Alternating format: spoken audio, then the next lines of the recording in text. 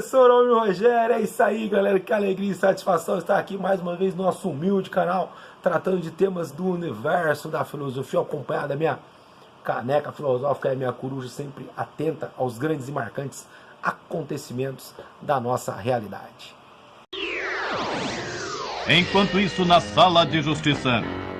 Manifesto também o meu contentamento a todos os inscritos, galera que compartilha, curte, comenta, acho que é assim que funciona aqui no YouTube, né? Fiquei um tempo aí sem gravar os vídeos, gravei o último dia 24, muita coisa aconteceu, conflito lá em Israel, Hamas, Hezbollah, a Kamala Harris lá, diz que vai disputar as eleições dos Estados Unidos, o governo sanciona a lei do novo ensino médio, para variar, sábado morreu o Senhor Abravanel, o maior comunicador que a televisão brasileira teve.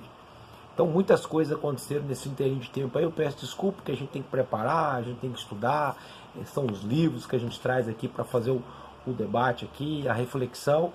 Então existe um certo preparo.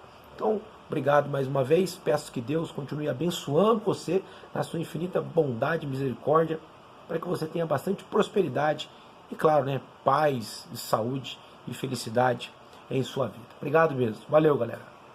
Estou fazendo aqui uma reflexão sobre o filósofo Platão. Eu já pontuei alguns elementos aqui, bem como a alegoria da caverna, mito da caverna, a importância que o Platão dá sobre a questão dos mitos em si.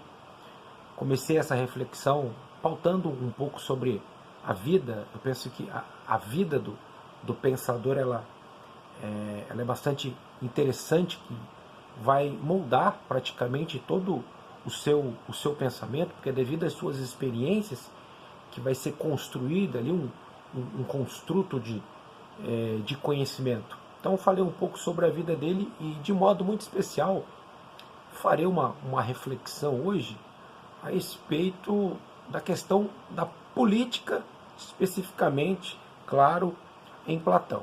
Então eu tomo como referência para essa reflexão, essa aula, o livro do professor Giovanni Reale Dario Antiseri, a História da Filosofia. Esse é o volume 1, Filosofia Pagã e Antiga, que vai trazer aqui alguns elementos bem preciosos para que a gente possa entender um pouco dessa dimensão da política na perspectiva platônica. Eu penso que categoricamente nós podemos afirmar que é a partir de Platão que o mundo da polis, o mundo da cidade, né, polis aqui é a cidade, é assumido como parte integrante da agenda temática da filosofia. Ele foi o Platão, né, o filósofo Platão, foi o primeiro filósofo ocidental a sistematizar, né, a organizar um pensamento político. E eu diria que esse seu pensamento político, ele vai se tornar o núcleo, né, o centro da sua reflexão, da sua filosofia.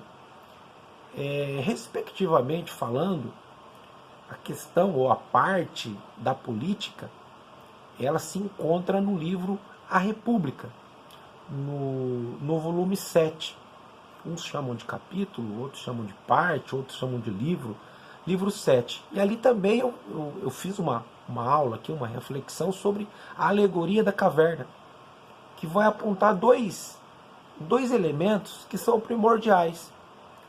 Um deles é a questão do conhecimento. Em si, a pessoa precisa possuir o conhecimento, uma vez de posse desse conhecimento, saber fazer bom uso desse conhecimento. Por isso ele traz ali a alegoria daquele que está acorrentado, se alimentando das sombras. Ele tem uma percepção muito fraca da realidade, porque ele vê as sombras que são projetadas na parede. Ele consegue sair da caverna, ele contempla o sol ele tem a noção do bem, da verdade, e ele, envolvido por todo esse conhecimento, ele pode retornar à caverna, ou ele pode não retornar à caverna, Mas se ele decidir retornar à caverna, ele tem que passar por várias situações, ele não sabe se aqueles que estão lá vão o acolher, porque agora ele está de posse de um conhecimento precioso. Então fala do conhecimento, mas fala também da questão da política, porque aquele que vai governar, ele precisa reunir elementos que são relevantes. Não é só a questão do conhecimento em si, mas também a questão da moral. No livro 7, Platão ele fala da Calípolis, ou seja, da cidade bela, né, da cidade perfeita do ponto de vista político. E é bem verdade que se a gente for emprestar alguns termos da sociologia, a gente vai entender que a sociedade ela é feita de diferentes. E existem diferentes camadas, diferentes níveis de conhecimento, de poder aquisitivo, de envolvimento até com a própria política. E na cidade de Platão, na Calípolis, é bem definido os lugares e as posições. Então fica bastante interessante a gente fazer uma reflexão na perspectiva política, né, do filósofo Platão, e perceber que ele pode sim contribuir muito, uma vez que nós estamos começando a viver um tempo político. As eleições municipais vão envolver as cidades, as grandes, as pequenas, as médias. Eu penso que é uma reflexão bastante oportuna ver o legado de Platão e, quem sabe, fazer uma comparação com a política de hoje. Foi muito decisiva a figura de Sócrates na vida de Platão. Quando eu fiz uma aula aqui falando sobre a vida do filósofo, eu pontuei ali alguns elementos que são bastante nucleares para ter um entendimento do impacto que foi o Sócrates, né, o mestre, na vida ainda do jovem Platão, uma vez que a família do Platão queria que ele fosse ou vivesse integralmente a política. E ele percebe que o julgamento do mestre, né, o julgamento do Sócrates, deixou ele bastante confuso, bastante desconcertado. Isso marcou profundamente o seu projeto de política, que a condenação desnecessária de um homem demonstra até que ponto pode chegar os males consequentes de uma inadequada organização do poder político. Então, é bastante notório, é público e notório que o Sócrates foi condenado por um viés extremamente político. Isso deixou uma marca grandiosa na vida do Platão, que depois segue uma série de viagens, faz algumas experiências, retorna a Atenas, funda ali a academia, que é o bloco, né, é o construto da onde que ele vai falar do teu pensamento.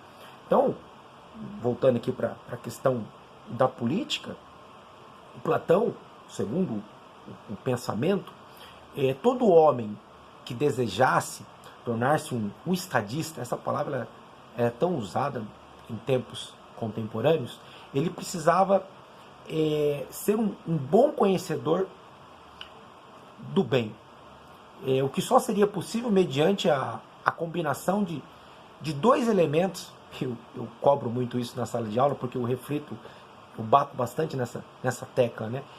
O político ele tem que reunir dois elementos, são duas colunas que são fundantes para essa construção da casa política, que não é só a primeira coluna, né, a questão intelectual, a segunda, a questão moral, né? Não é somente a inteligência, não é? A gente pode dar uma olhada na história, a gente vai perceber que grandes foram os estadistas, os chefes de governo, governadores, imperadores, reis, que tinham uma capacidade intelectual absurda, mas moralmente falando, gerava uma confusão, gerava um problema, acabava não cuidando da cidade. Então, para o Platão, esses dois elementos eram importantes. Então, a educação era fundamental para o desenvolvimento, para o fazer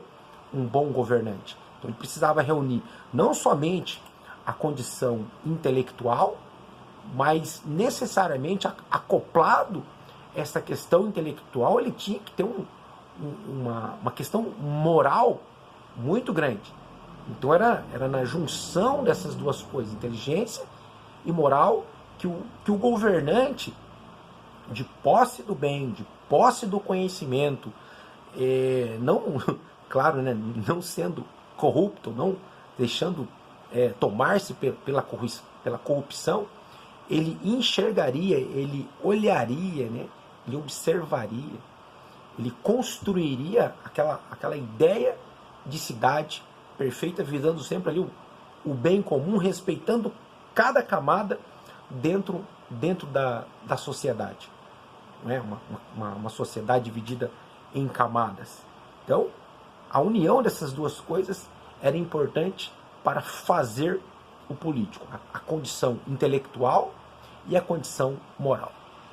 Tomando como base dessa reflexão aqui, ó, peguei o livro do professor Giovanni Reale, que vai dizer aqui na página 159 do volume 1, Filosofia Pagã e Antiga: o Estado nasce porque cada um de nós não é autárquico, ou seja, não se basta a si mesmo e tem necessidade do serviço de muitos outros homens.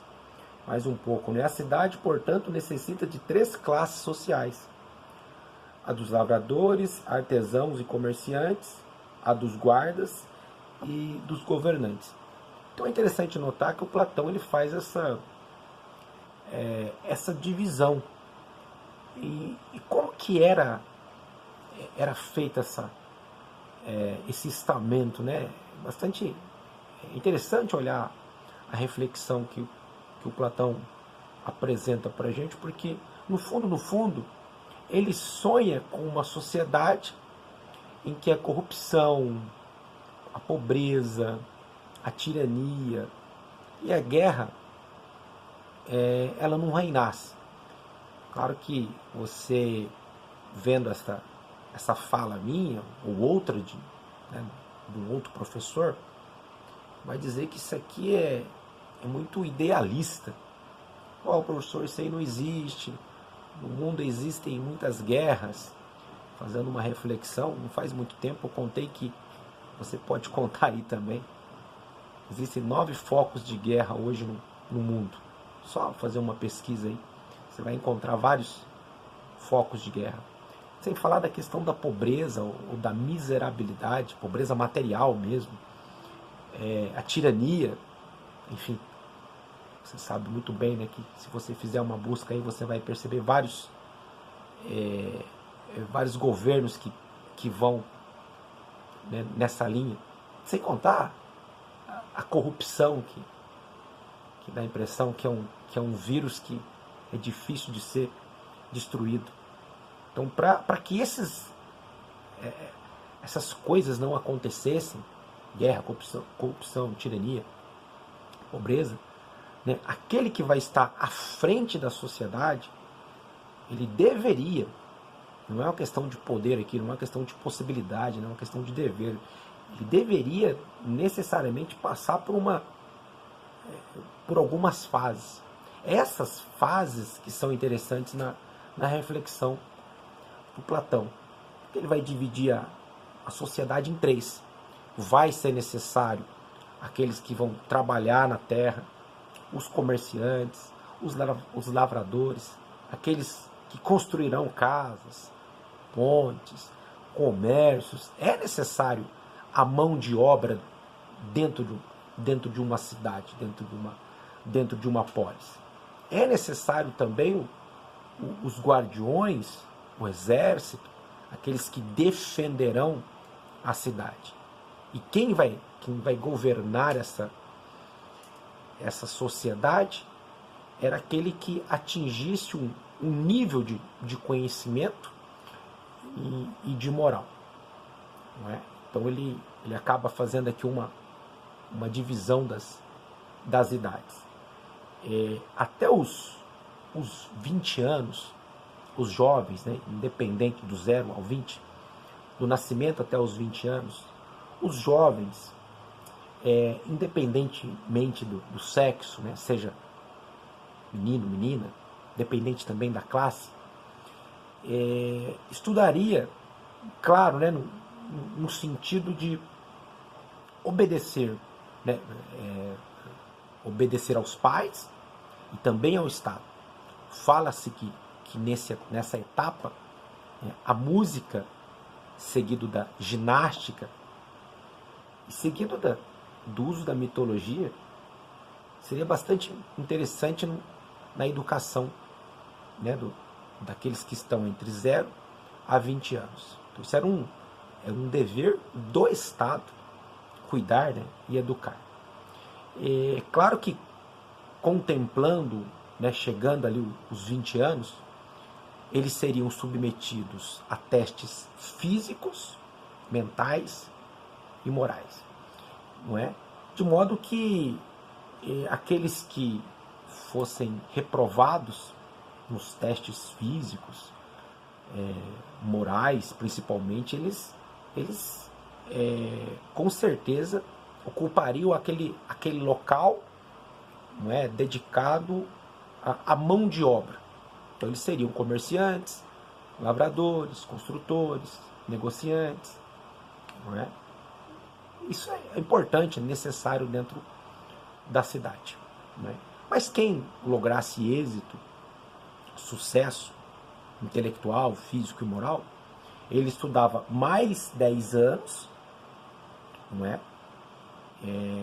Lembro que do 0 ao 20 anos, a gente chama isso aí de idade do bronze, né? Alma de bronze. Mais 10 anos, não é? Ele estudava e ele era iniciado aos estudos pitagóricos, né? O Pitágoras ele tinha uma relevância muito grande ainda no contexto em que Platão existia. Então se estudava aritmética, geografia, astronomia, harmonia, não é?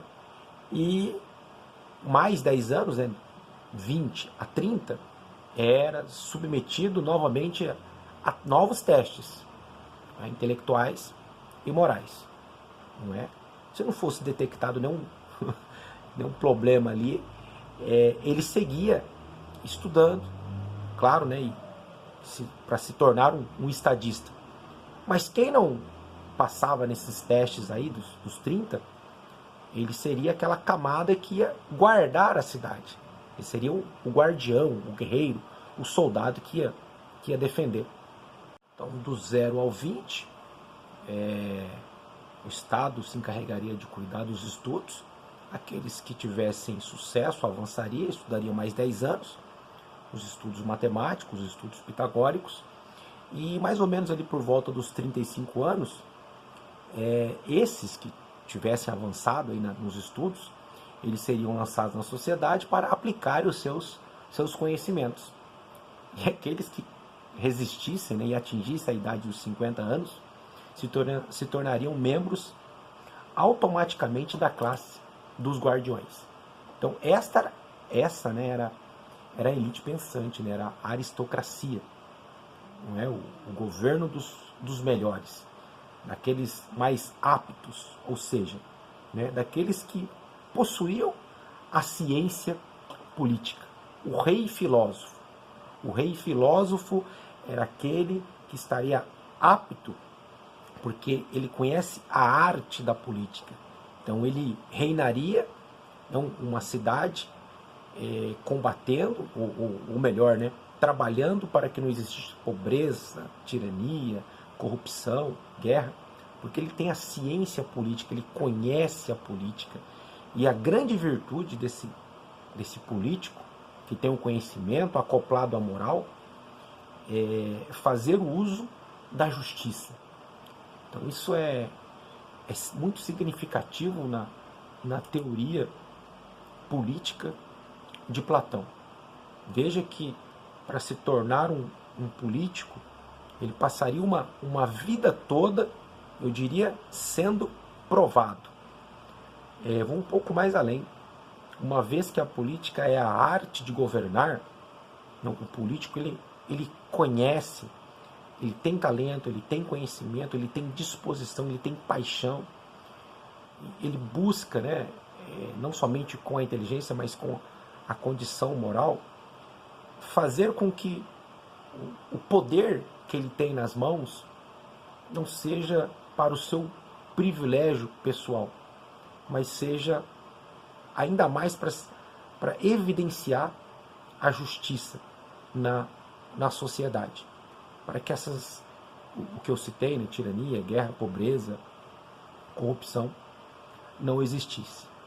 Então, a educação a gente percebe na teoria de Platão que ela é o núcleo do seu pensamento. Não somente a educação, mas a política. Volto mais uma vez para aquele que sai da caverna, que contempla o sol.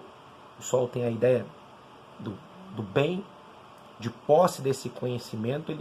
Ele volta para tirar aqueles que estão lá acorrentados, que se alimentam pelas sombras, não tem convicção daquilo que está ouvindo, porque ouve o eco, não tem a nitidez do que é. Então, conhecimento e política são dois elementos significativos na teoria de Platão, respectivamente falando da questão da política. Então eu fiz aqui uma reflexão, tratando aí de alguns elementos importantes, localizei a política no livro A República, no volume 7. O Estado vai se encarregar de cuidar e preparar aqueles que estarão aptos a governar, mas lembrando sempre que para esse estadista ele tem que reunir duas coisas que é extremamente significante: inteligência e condição moral. Se nós pegarmos essa reflexão e colocasse ela no contexto, no cenário político nosso hoje, quais as perguntas que nós poderíamos fazer? A quem você daria o comando de um trem? Aquele que está preparado para conduzir a locomotiva, ou aquele que é mais popular? A quem você daria o destino de uma cidade, de um estado, de uma nação? Aquele que está mais preparado, ou aquele que é mais popular? Faça essa reflexão.